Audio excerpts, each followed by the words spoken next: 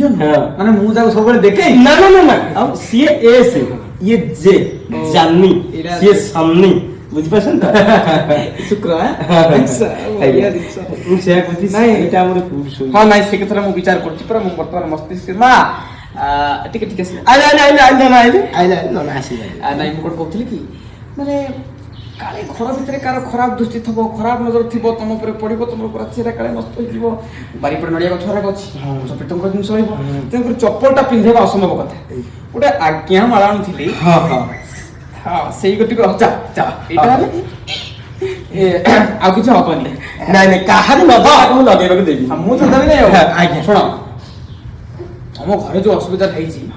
ତମେ ଶୋଇବ ଅଲଗା ସିଏ ଶୋଇବ ଅଲଗା ହଁ। ଶାଢୀଟା କଣ କରିବ ଏଇଟା ହଉଛି କୋଶ୍ଚିନ୍ କଣ କରିବ ମୁଁ ସେଇ କୋଶ୍ଚିନ୍କୁ ଆଧାର କରି ଗୋଟେ ବଢିଆ ଜିନିଷ ମୁଣ୍ଡରେ ବାହାରିଛି ମାନେ ଘର ନନ୍ଦିଘୋଷ କାହୁଁବା ଗଡ଼ିବ ସ୍ୱାର୍ଥକୁ ସାରଥି କଲେ ବାବାରେ ଆଜ୍ଞା ଘର ନନ୍ଦିଘୋଷ କାହୁଁବା ଗଡ଼ିବ ସ୍ୱାର୍ଥକୁ ସାରଥି କଲେ ହଁ। ତମ ଝଗଡ଼ାରେ ସେ କାହୁଁବା ପଶିବେ ସିଧା ଯାଇ ଆମର ସେ କହିଲେ ନନ୍ଦା ପୁରା ପରଫେକ୍ଟ କଥା ଆପଣ କହିଛନ୍ତି ପୁରା ସଠିକ କଥା ଆପଣ କହିଛନ୍ତି